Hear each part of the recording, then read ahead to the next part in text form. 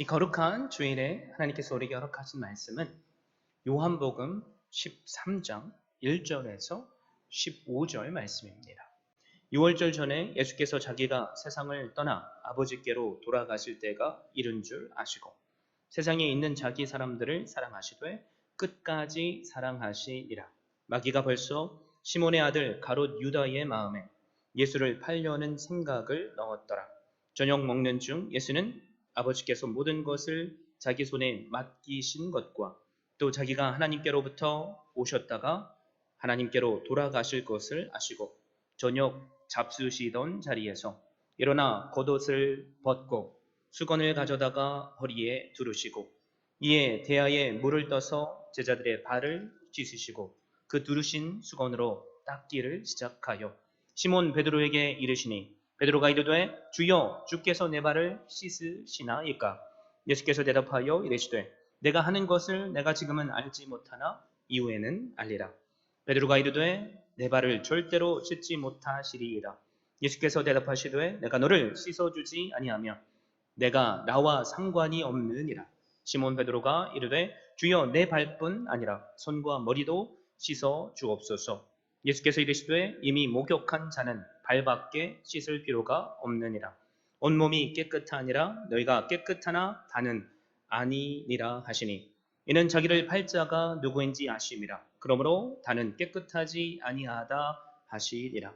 그들의 발을 씻으신 후에 옷을 입으시고 다시 앉아 그들에게 이르시되 내가 너희에게 행한 것을 너희가 아느냐. 너희가 나를 선생이라 또는 주라 하니 너희 말이 옳도다. 내가 그러하다. 내가 주와 또는 선생이 되어 너희 발을 씻었으니 너희도 서로 발을 씻어주는 것이 옳으니라. 내가 너희에게 행한 것 같이 너희도 행하게 하여 내가 본을 보였노라. 아멘. 저는 오늘 주신 말씀을 힘입어서 참된 스승 예수라는 제목으로 말씀을 증거하고자 합니다. 우리는 살아가면서 수많은 스승들을 만나죠. 부모가 사실 우리의 스승입니다. 학교 선생님들도 스승이고 교회에도 스승이 있습니다. 그래서 사실 선생님의 영향을 받지 않고 자라는 사람은 단 한 사람도 없습니다. 그런데 요즘 사람들이 이런 말들을 하죠. 선생은 많되 스승은 적고 목사는 많되 참 목자는 적다. 참 부정하고 싶은 말이지만 공감이 되는 말입니다. 왜 그럴까요? 선생님이 목사가 지식을 전달하는 강사로 전락해 버렸기 때문입니다. 잘 가르칠 수는 있겠죠. 그런데 사랑으로 한 사람의 인성을 책임지는 스승과 그를 존경하는 제자의 관계가 형성되지 못해서 그렇습니다. 교회 안에도 주님께서 그래서 경계하셨죠. 사꾼 목사들이 많다. 이렇듯 많은 스승이 있지만 참된 스승을 찾아보기 힘든 세상에 우리가 살고 있습니다. 그런데 우리 안에는 참된 스승과 멘토를 가지고 싶은 마음이 다 있을 겁니다. 왜 그렇습니까? 위대한 인물 뒤에는 언제나 위대한 스승이 있기 때문입니다. 여호수아에게 누가 있었죠? 모르십니까? 모세가 있었습니다. 그렇죠? 엘리사에게 누가 있었죠? 엘리야가 있었습니다. 디모데에게 또 누가 있었습니까? 바울이 있었습니다. 자, 그러면 우리는 어디에서 우리의 참된 스승을 만날 수 있을까요? 오늘 함께 주신 말씀을 통해 우리의 참된 스승 되시는 예수 그리스도를 이 시간 묵상하고 만날 수 있기를 바랍니다. 선포합니다. 예수님은 우리의 참된 스승이시며 우리의 참 주가 되십니다. 그래서 13절에 너희가 나를 선생이라 또는 주라 하니 너희 말이 옳도다 내가 그러하다 라고 주님은 말씀하셨습니다. 자, 그렇다면 우리는 스스로 이런 질문을 해봐야겠죠. 도대체 왜 예수님께서 우리의 참된 스승이 되실까? 궁금하시죠? 함께 도도 말고 덜도 말고 두 가지로 그 이유를 알아보겠습니다. 첫 번째는 예수님은 제자를 끝까지 사랑하셨기에 우리의 참된 스승이십니다. 두 번째, 예수님은 삶으로 본을 보이셨기에 우리의 참된 스승이십니다. 왜 예수님이 참된 스승이십니까? 기억하시죠? 첫 번째, 예수님은 제자를 끝까지 사랑하셨습니다. 1절에 그래서 우리에게 이런 놀라운 말씀을 선포하시죠. 6월절 전에 예수께서 자기가 세상을 떠나 아버지께로 돌아가실 때가 이런 줄 아시고 세상에 있는 자기 사람들을 사랑하시되 끝까지 사랑하시니라. 지금 예수님은 6월절 만찬을 제자들과 나누고 계십니다. 이제 예수님은 세상을 떠나 아버지께로 돌아가야 할 때임을 아셨습니다. 세상 죄를 지고 가시는 어린 양이 되셔서 우리의 모든 죄를 짊어지시고 십자가에서 죽으실 것을 아셨다는 말입니다. 사랑하는 제자들과 헤어져야 할 시간도 아셨고 나는 목숨으로 사랑하는 그 제자들이 모두 다 나를 배반하고 떠날 것도 아셨습니다. 제자들이 지금 세상 영광의 눈이 어두워져서 서로 간에 질투하고 자리 다툼을 하는 것도 아셨습니다.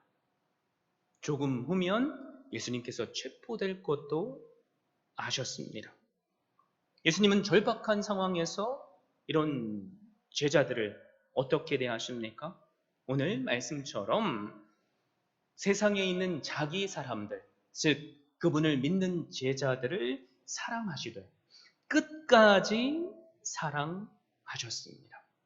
사랑하는 성도 여러분, 예수님께서 제자들을 끝까지 사랑하셨다고 했죠. 여러분, 끝까지 사랑하셨다. 그 의미가 도대체 무엇이겠습니까? 제자들이 배신할 것을 알면서도 사랑하는 것. 우리는 이렇게 생각할 수 있겠죠. 십자가를 대신 지시고 죽기까지 사랑하신 것. 이렇게 우리는 이해할 수도 있습니다. 맞습니다. 여러분, 그런데 이게 전부가 아닙니다. 이 예수님의 사랑은 기억하십시오. 제자 한 사람 한 사람이 변화되기까지 포기하지 않으시는 사랑입니다. 내가 누군가를 대신해서 죽어줬는데 그 사람이 만약에 변하지 않고 여전히 죄악된 길로 가고 있다면 여러분, 나의 죽음은 허망한 죽음이겠죠. 그 사람이 변화돼 새 사람이 되면 그 죽음은 가치 있는 죽음이 되고 또 영원한 사랑이 됩니다. 그래서 예수님의 사랑은 십자가 죽음의 사랑입니다. 또 3일 만에 부활하신 사랑입니다. 또 성령을 부어주시고 영원히 함께 하시는 사랑입니다. 제자들이 변화되고 제자된 삶을 살며 또 다른 제자를 세우기까지 끊임없이 포기하시지 않는 사랑. 그리고 제자들이 마지막 숨결을 다하고 하나님 앞에 서기까지 여러분 인도하시는 사랑. 이것이 예수님께서 우리를 향해 보여주신 끝남이 없는 끝까지 사랑입니다. 여러분, 제자들 아시죠? 예수님께서 십자가를 지시고 죽으셨습니다. 그 사랑에 감격해야만 하는데 제자들은 나도 십자가에 달려 죽을 줄 알고 두려운 나머지 숨어 있습니다. 분명히 예수님께서 부활하신 모습을 제자들에게 보여주셨음에도 불구하고 제자들은 소명을 잃어버려 나는 이제 갈릴리 바다로 고기나 잡으러 갈래. 무슨 의미죠? 예수님을 믿기 이전의 삶으로 돌아가 버리려고 했습니다. 그럼에도 불구하고 주님은 제자들을 책망하지 않으셨죠. 왜? 너는 나를 배신했느냐? 라고 말씀하시지 않으셨습니다. 한 사람 한 사람을 찾아가셔서 사랑을 보여주셨고 끝까지 포기하시지 않는 그 사랑 때문에 베드로가 회복되었으며 또 열 제자가 회복되었으며 그들이 죽기까지 주님은 성령 하나님으로 동행하시고 그들에게 능력으로 함께해 주셨습니다. 여러분, 이 사랑이 우리를 향한 끝까지 사랑하시는 아버지 하나님의 사랑임을 기억할 수 있기를 바랍니다. 배반한 제자를 다시 세우시는 사랑. 놀랍죠.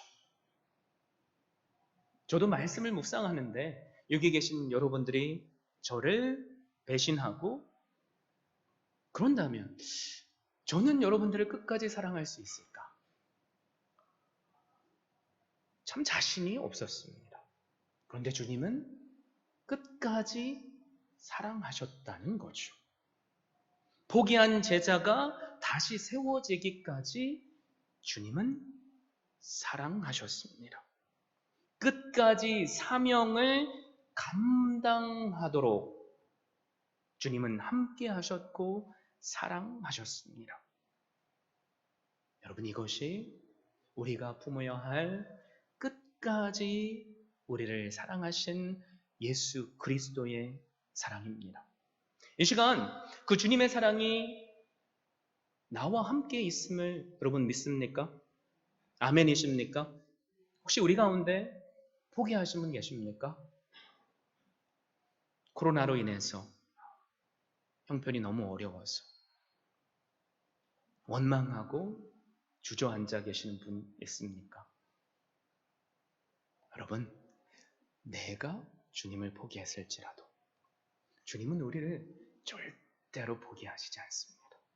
언제까지요? 우리가 다시 일어날 때까지, 우리가 주님의 사랑으로 세워질 때까지 말입니다. 그래서 주님은 언제나 누구의? 우리 한 사람 한 사람의 참된 스승이십니다. 이것이 첫 번째 이유입니다. 여러분, 두 번째 이유가 있다고 했죠?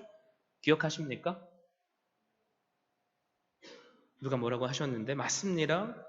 예수님은 삶으로 본을 보이셨기에 참된 스승이십니다. 3절에 뭐라고 말씀하시죠? 저녁 먹는 중 예수는 아버지께서 모든 것을 자기 손에 맡기신 것과 또 자기가 하나님께로부터 오셨다가 하나님께로 돌아가실 것을 아시고 라고 말씀합니다. 여기 아신다라는 말은 당신이 십자가를 지셔야 할 것을 아신다는 겁니다. 그리고 유다가 자신을 배신할 것도 아신다는 겁니다. 제자들이 다 두려움에 휩싸여 주님을 떠나버릴 것도 아신다는 겁니다. 얼마나 배신감 때문에 마음이 아프셨을까요? 그런데 주님은 지금 무엇을 하고 계시죠? 저녁을 함께 먹고 있는 그 자리에서 일어나셨습니다. 그리고 겉옷을 벗으시고 수건을 가져다가 허리춤에 묶으시고 대하에 물을 떠오셨습니다. 친히 무릎을 꿇고 제자들 발 앞에 엎드려 그들의 더러운 발을 씻겨주시고 계십니다. 발가락 사이에 낀 때를 씻어주시면서 그들에게 자신이 이 땅에 오신 이유가 섬김을 받으려가 아니라 섬겨주시기 위함, 자신의 목숨을 대신 주시기 위함임을 친히 보여주고 계십니다. 지금 이 상황이 이스라엘 백성들에게는 말도 안 되는 상황이라는 것 아십니까? 이스라엘 사람들은 샌들을 신고 다닙니다. 그래서 밖에 몇십 분만 나갔다 와도 발가락 사이에 때가 끼고 저처럼 손과 발에 땀이 많은 사람들은 발냄새가 심합니다. 그리고 집에 돌아오면 언제나 가장 낮은 하인이 물을 떠와서 주인의 발을 씻겨 줬습니다. 밖에 나갔다면 스승을 제자가 발을 씻겨줘야 했으며, 그리고 종이 없으면 서로가 서로의 발을 씻어줘야만 했습니다. 여러분, 그런데 제자들은 자신의 스승 되시는 예수님과 함께 있죠. 그런데 그 누구도 선뜻 나서서 예수님의 발을 씻어주려고 하지 않습니다. 왜 그랬을까요? 제자들은 당시 예수님께서 예루살렘에 입성하심으로 모든 이스라엘 백성들이 호산나 호산나 다윗의 왕으로 오시는 주여라는 그 찬양하는 모습을 보았습니다. 그러면서 예수님의 그 모습을 통해서 꿈을 꾸고 있는 거죠. 그래, 맞아. 예수님께서 이스라엘의 왕이 되시면 내가 그분의 2인자가 될 거야. 내가 그분의 3인자가 될 거야. 여러분, 그런데 이런 꿈을 꾸고 있는 상황에서 만약에 나 먼저 예수님의 발을 씻겨드리면 어떤 상황이 되죠? 스스로 인정하는 거죠. 12 제자 중에 제가 제일 꼴찌입니다. 무슨 상황인지 이해가 되시죠? 그래서 지금 서로가 서로를 견제하고 있습니다. 마음속에는 네가 먼저 해. 그러면 나도 할게. 내가 너보단 나니까. 그러면서 서로를 견제하고 있습니다. 결국엔 그들이 차지할 자리라는 욕망 때문에 참 스승 되시는 예수님의 발도 씻겨드리지 못하고 있는 상황이라는 거죠. 예수님께서 그들을 보실 때 얼마나 한심하셨겠습니까? 저 같으면 막 화가 날 것 같은데, 여러분, 주님은 끝까지 그 제자들을 한심해 하시지 않고 포기하시지 않고 사랑하셨습니다. 훈계하신 것이 아니라 당신이 직접 그들의 종이 되셔서 그들을 섬겨주셨습니다. 여러분께 묻습니다. 지금 이 자리에 12 제자들이 있죠. 주님께서 누구 먼저 그 발을 씻겨주셨겠습니까? 많은 성경학자들이 뭐라고 말하냐면 예수님께서 가롯 유다의 발을 가장 먼저 씻어주셨을 거라고 말합니다. 왜 그럴까요? 내가 가장 사랑하는 사람에게 나의 관심이 가는 게 당연한데, 내가 가장 관심을 가지지 못하는 원수 같은 사람 먼저 사랑해주면 자연스럽게 다른 사람들은 사랑할 수 있기 때문에 그렇습니다. 그래서 제자 한 사람 한 사람 지금 발을 씻기고 계십니다. 그리고 베드로 차례가 왔죠. 베드로가 보니까 내가 먼저 씻어주지는 못했지만 지금 주님께서 제자들의 발을 씻는 게 이해가 안 됐습니다. 그래서 뭐라고 말하죠? 주님, 절대로 저의 발을 씻어주실 수 없습니다. 그런데 주님이 그 베드로를 책망하십니다. 뭐라고 말씀하시죠? 내가 너를 씻어주지 아니하면 내가 나와 상관이 없느니라. 상관이 없다라는 말은 분깃이 상급이 없다는 말입니다. 베드로의 지금 머릿속에 어떤 생각이 떠올랐겠습니까? 아니, 내가 내 인생을 다 포기하고 예수님을 3년 반 동안이나 수제자로 따라다녔는데 나에게 주어질 상급이 없다고? 그럼 난 뭐야? 이런 생각이 들었다는 거죠. 그러니까 재빨리 뭐라고 대답을 하죠? 예수님, 그러면 제 발뿐만이 아니라 머리부터 발끝까지 다 씻어주십시오. 지금 무엇을 요구하고 있습니까? 제가 수제자 아닙니까? 이 사람들보다 더 큰 특권을 저에게 주십시오. 참 한심하죠. 예수님은 지금 십자가의 죽으심을 준비하고 있는데 모든 제자들은 내가 2인자가 되고 싶은 마음에 들떠 있습니다. 그런데 주님께서 뭐라고 말씀하시죠? 목욕한 자는 다른 곳은 씻을 필요가 없고 발만 씻으면 된다라고 말씀합니다. 목욕한다라는 말은 예수 그리스도를 믿음으로 거듭난 것을 의미합니다. 그런데 날마다 이들은 발을 씻어야 하죠. 예수 그리스도를 믿었다고 해서 우리가 날마다 거룩한 삶을 사는 것이 아니기에 그렇습니다. 그래서 날마다 우리는 내가 짓는 죄를 발을 씻겨주시는 그 주님의 의지에서 회개하며 살아야만 합니다. 이것을 성화라고 말하죠.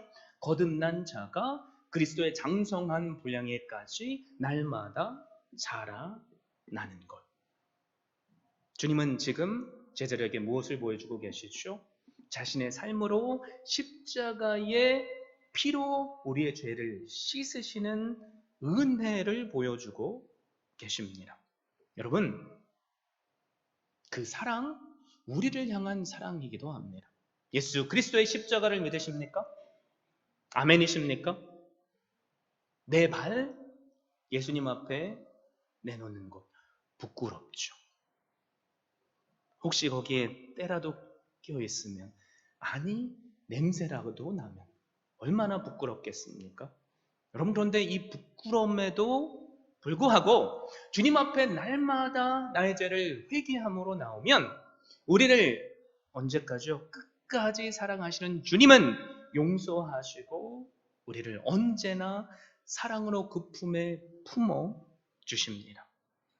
바로 이것이 우리를 향한 끊임없는 주님의 사랑입니다. 여러분, 그런데 15절에 보면 주님께서 지금 제자들의 발을 씻겨주신 이유가 있다고 하시죠.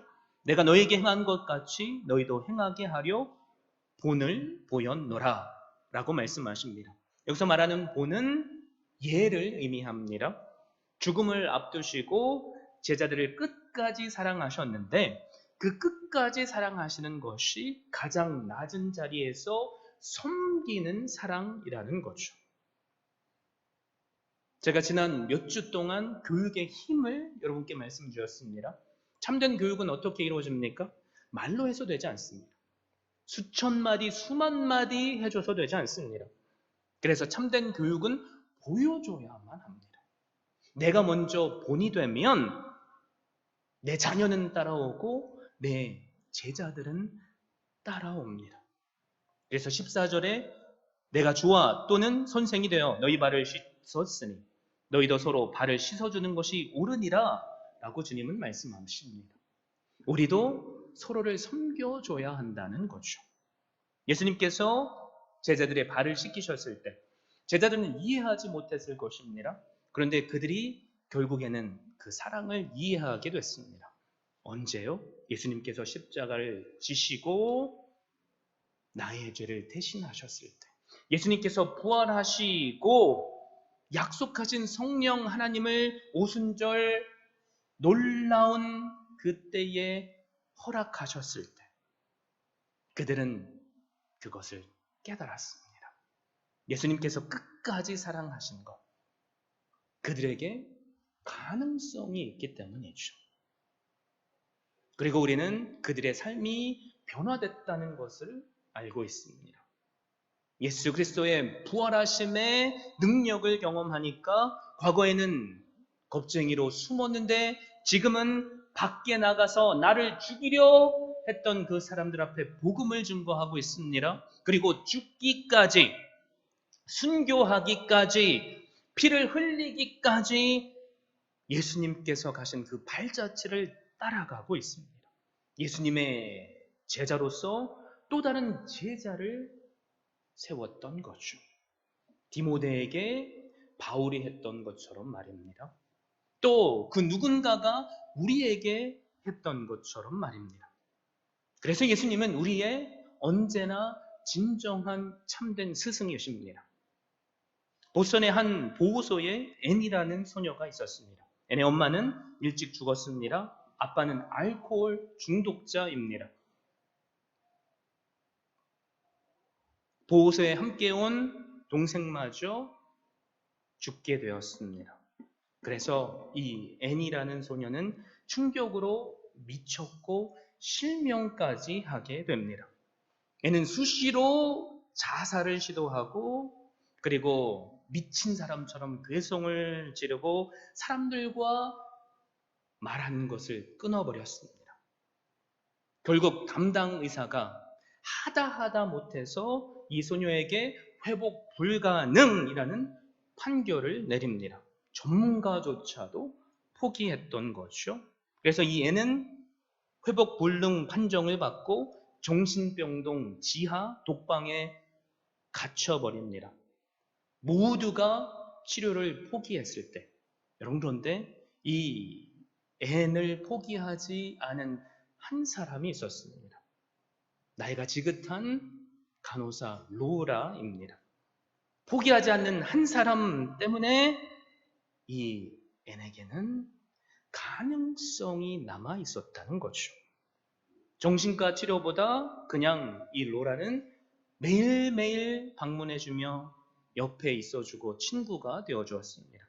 날마다 캔디, 초콜릿, 과자를 들고 가서 그녀에게 주고 듣든지 안 듣든지 상관없이 책을 읽어줬으며 하나님께 그 앤이라는 소녀가 들을 수 있도록 눈물로 기도해 줬습니다. 한결같은 사랑을 수개월 아니 2년씩이나 쏟아부었지만 벽에다가 대화하는 것처럼 이 애는 변화가 없었던 거죠. 그런데 포기하지 않는 그 어느 날 자신이 가져온 과자 중에 초콜릿 하나가 없어진 것을 눈치챘습니다. 이 앤이라는 아이가 그것을 가져다가 먹은 거죠. 그래서 포기하지 않고 용기를 더 얻어 책을 읽어줬으며 하나님께 눈물로 기도해 줬습니다. 그러자 놀라운 변화가 생깁니다. 이 앤이라는 아이가 조금씩 변화가 되고 결국에는 로라라는 이 스승과 대화를 하며 오랜 기간을 지나서 정상인 판정을 받고 파킨스 시각장애 학교에 입학하게 됩니다. 그리고 또 교회를 다니면서 밝은 웃음을 찾게 되죠. 그 로라가 죽는 시련도 겪었지만 애는 로라가 남겨준 희망을 볼 수 있는 마음의 눈으로 시련을 이겨냈고 학교를 최우등생으로 졸업하게 됩니다. 또 한 신문사의 도움으로 개안 수술을 받게 되어서 정상인이 된 거죠. 모든 사람이 포기했던 앤, 나 자신조차도 나를 포기했던 앤, 그 앤이 다시 일어날 수 있는 비결이 무엇이었습니까? 한 사람의 끝까지 포기하지 않는 사랑 때문입니다. 바로 앤이 변화되기까지 포기하지 않았던 로라라는 스승이 있었기 때문입니다. 여러분, 그런데 이 포기하지 않는 사랑은 또 다른 사랑을 낳는 것 아십니까? 수술을 받게 된 이 앤, 신문 기사를 보게 됩니다. 안 보였던 그 눈이 보게 되니까 얼마나 재밌겠습니까? 그런데 그 눈을 사로잡는 기사를 읽게 되죠. 듣지 못하고 말하지 못하는 또 보지 못하는 아이를 돌볼 사람을 구합니다. 그래서 이 애는 결심하게 되죠. 내가 받은 사랑 이 아이에게 돌려주기로 말입니다. 모든 사람들이 보지 못하는 아이, 말하지 못하는 아이, 듣지 못하는 아이를 어떻게 도와줄 수 있겠냐며 다 이것은 안 된다고 했지만 이 애는 뭐라고 했는지 아십니까? 저는 하나님의 사랑을 확신합니다 라고 고백합니다. 왜 그랬을까요? 모든 사람이 불가능하다고 말했던 나를 하나님께서 스승 로라를 통해 회복해 주셨기 때문입니다. 결국 애는 사랑으로 그 아이를 양육했고 그 아이는 기적의 주인공이 됩니다. 그 아이의 이름이 뭔지 아십니까? 우리가 익히 잘 알고 있는 헬렌 켈러입니다. 로라는 앤과 함께 끝까지 포기하지 않는 사람으로 있어졌죠. 또 애는 헬렌과 48년 동안 함께 포기하지 않고 있어졌습니다. 그래서 헬렌 켈러는 하버드 대학을 졸업하게 되고 많은 사람들에게 희망의 메시지를 전하는 놀라운 사람이 되었습니다. 헬렌 켈러가 보지 못하고 듣지 못하고 말하지 못했기에 어려움이 얼마나 많았겠습니까? 그래서 손에다가 매끄러운 돌을 집어주고 그것을 만지게 한 후에 글자를 써주는 거죠. 이건 돌이야. 꽃을 가지고 와서 코에 냄새를 맡게 해주며 이것은 꽃이야. 그런데 이 앤에게 고민이 있었던 거죠. 헬렌 켈러에게 행복, 사랑이라는 단어를 알려주고 싶은데 방법이 없는 거죠.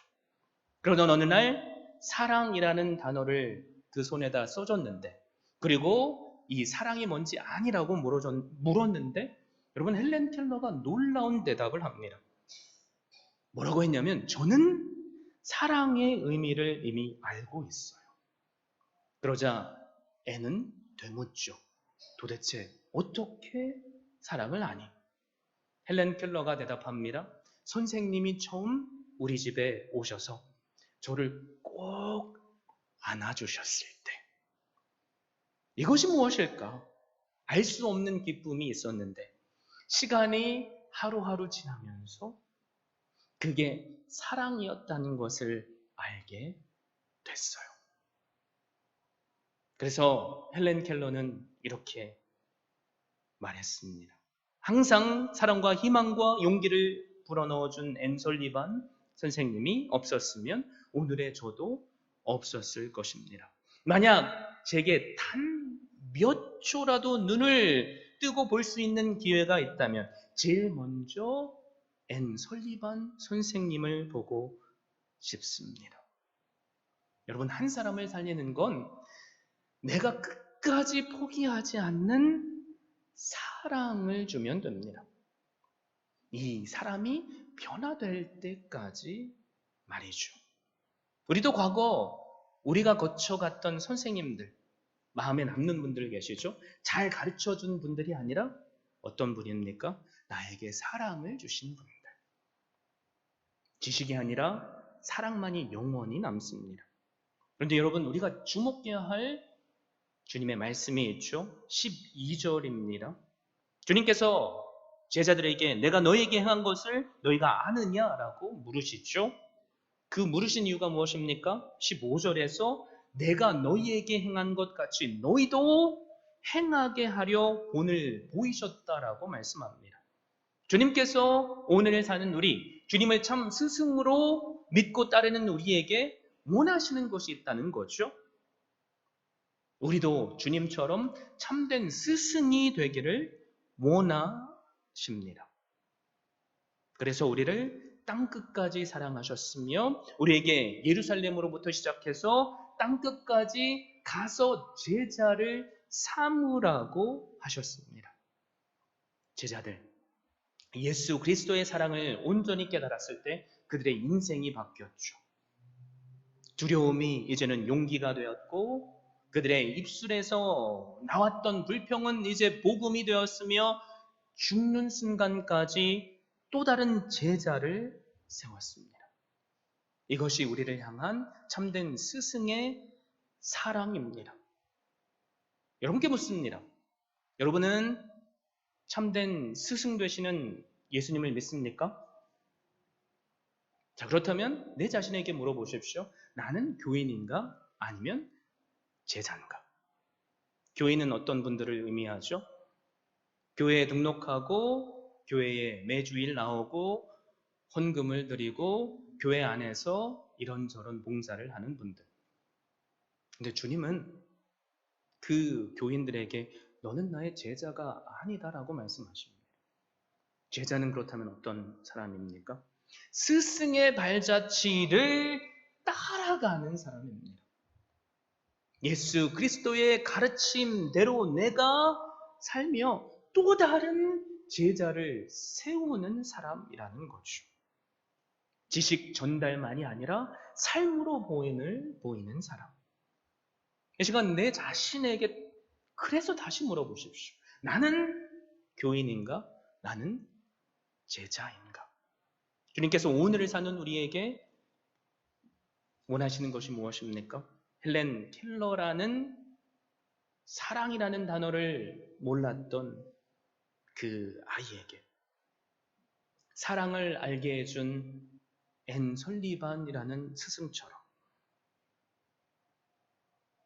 사랑이라는 단어를 몰랐던 앤 설리반에게 사랑이라는 단어를 알려준 로라처럼 우리도 예수 그리스도의 사랑을 알지 못하는 한 영혼에게 예수 그리스도의 사랑을 일깨워주는 그 한 사람이 되기를 원하십니다.